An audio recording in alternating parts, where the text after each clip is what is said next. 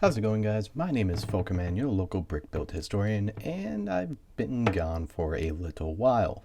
A combination of being busy at work and just wanting to take a little break. So now I'm back, and I thought I might try doing something different, which is introducing something that I built myself.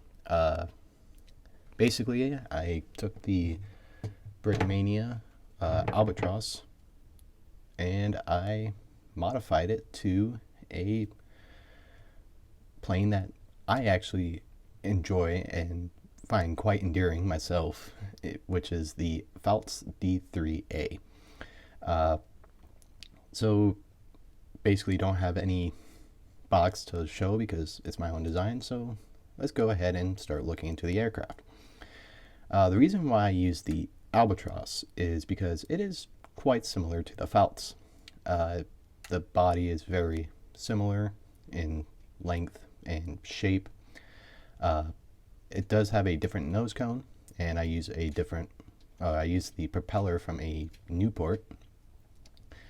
I have the two Spandau machine guns in the front here, which it's kind of recessed into the fuselage, kind of like how the Pfalz is.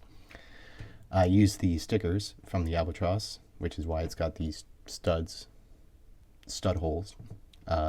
Also uses the same radiator. Probably the biggest thing that you can see on a Pfalz is this weird horizontal stabilizer. It kind of just sticks up in the middle of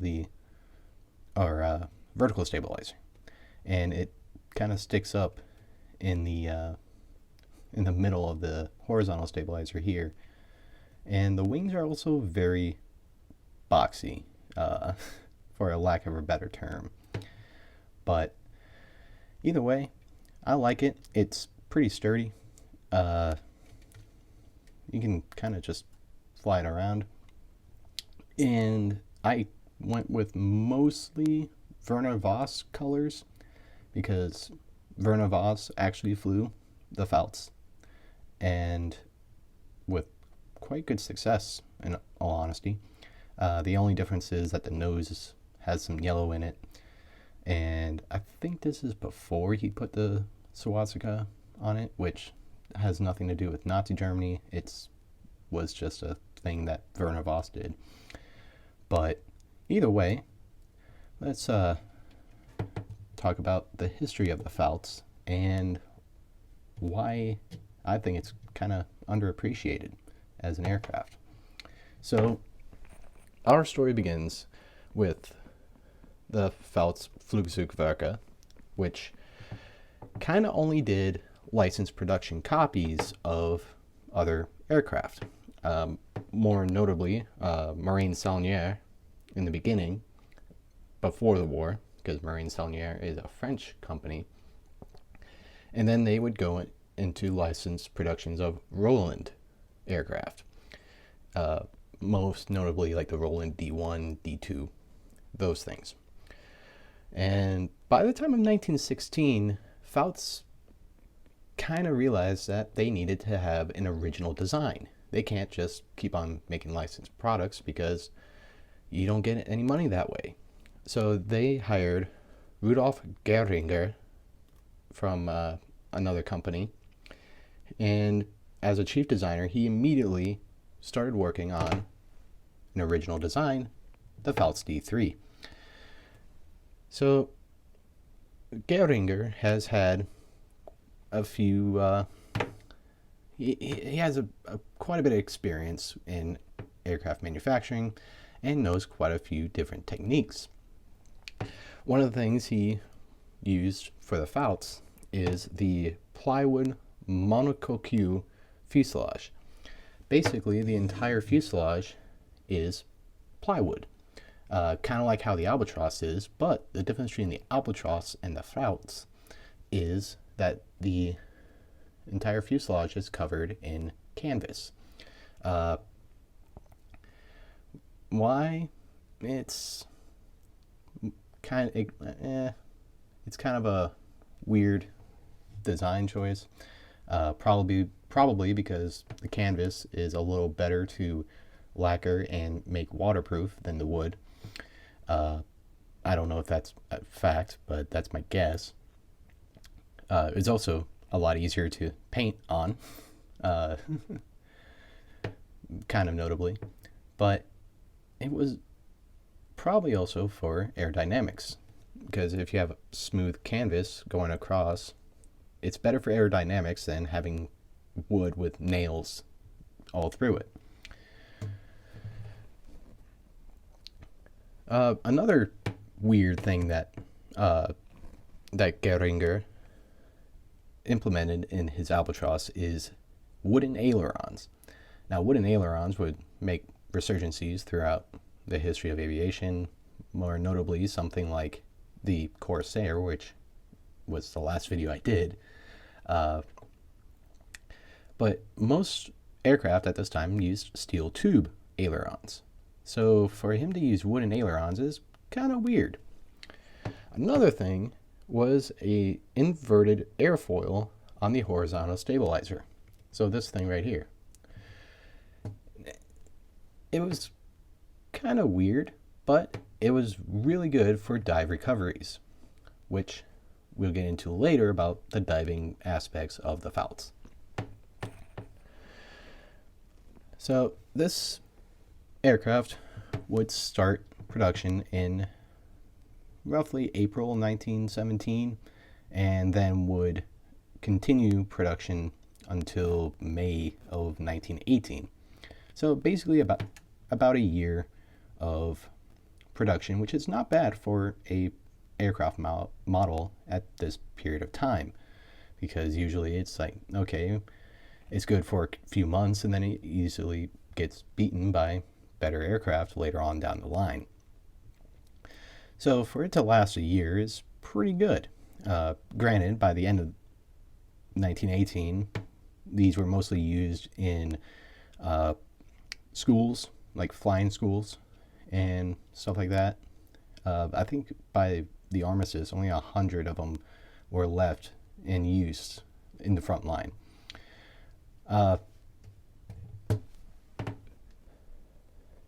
So the service life of the Pfalz kind of always had that whole thing of the Albatross and the Fokkers were better.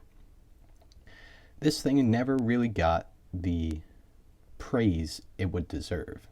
I mean, I'm not saying it's the best aircraft, but for its entire lifespan, it has been undermined as a substitute or a secondary aircraft, a substitute aircraft, an aircraft that's just not as good. More notably, the pilots did not like the heavy controls. They felt that the controls were sluggish, so whenever you're trying to roll or climb, you had to really move the stick with a lot of force. Another thing was, speaking of climb, it didn't really climb too well. So in order for it to keep up with the rest of the squadrons that were flying Albatrosses or Fokkers, it would take a lot longer for it to climb to altitude. It was also mentioned that it felt a little underpowered. So the engines basically just didn't hold up to snuff for the pilots. Another kind of big flaw was that when it stalled, it would stall in a sharp, twisting turn, and it would basically go into a flat spin. Whenever in low altitude, this was extremely dangerous because it was really hard to recover from. Although some experienced pilots, aka Werner Voss, would use this to their advantage as basically an easy way to escape an enemy. They just put into a flat spin, recover, and then go on their merry way, because it was very unlikely that they could outrun any aircraft because it really wasn't that fast, and it really wouldn't be able to outmaneuver any aircraft because the heavy controls didn't make it the most maneuverable aircraft in the world. The one good thing that they could say, that anyone could really say about the Pfalz, especially compared to the Albatrosses, was how strong and sturdy it was. it didn't feel like it was going to break. It felt like it was constantly together.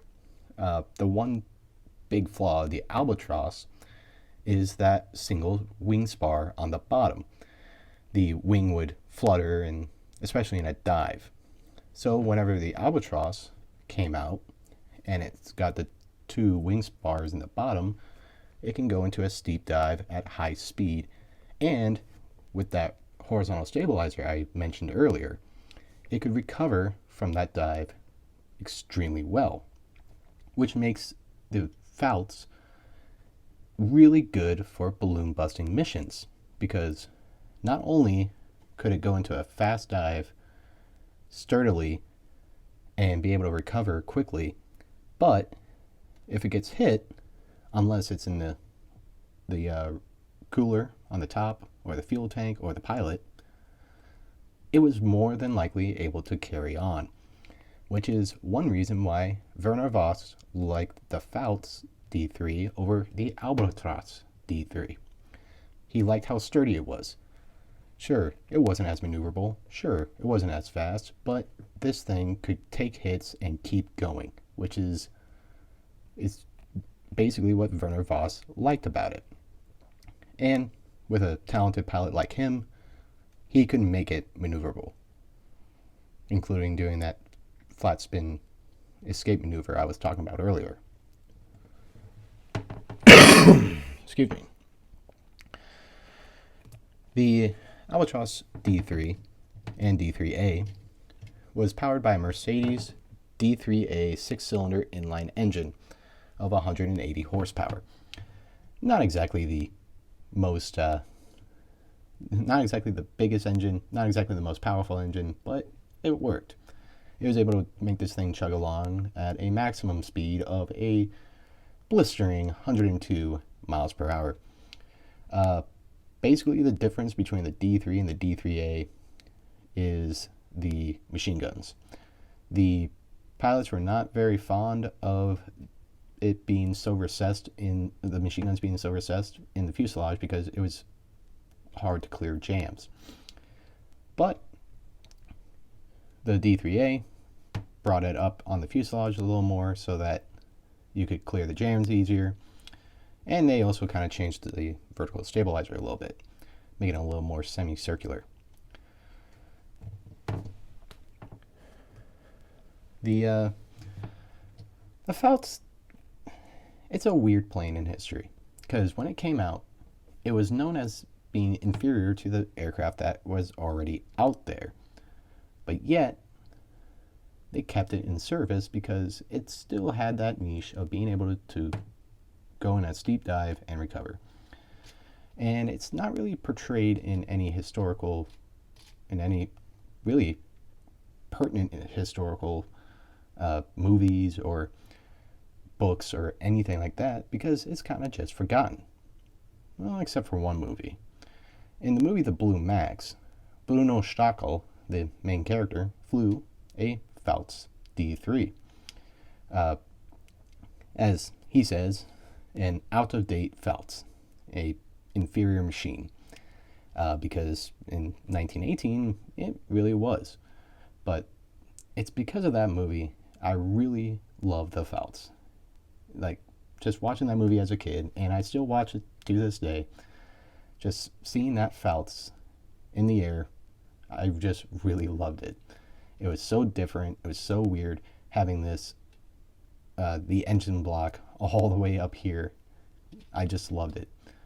And then finding out that one of my favorite pilots, Werner Voss, also flew a Pfalz, really made me enjoy the Pfalz even more. No, it's not the best aircraft of World War I, not even the best German aircraft of World War I. But to me, I just think it's that perfect amount of niche, that perfect amount of just forgotten and not really given any credit, that really makes me like the Pfalz D.III. Will I ever say it's the best aircraft? Absolutely not. Will I say it's one of my favorite aircraft? Yeah, because it's just got that little piece of childhood and my favorite pilot that makes me love it. Now, this probably isn't the best representation of a Pfalz, because it basically looks like an albatross, because it's based off the albatross from Brickmania, and I'm pretty sure Brickmania or Brick Veteran can probably make a way better version of the Pfalz. But, you know, I like it. And if they ever do make a Pfalz, which hopefully they would, I would definitely buy it in a heartbeat. Would anyone else? I don't know, but that's just me. Sorry for the long absence, guys. Just had to take a break, but now I'm back. So if there's any of the hundreds of other Brickmania and Brick Veteran kits you want me to review, go ahead and leave it in the comments.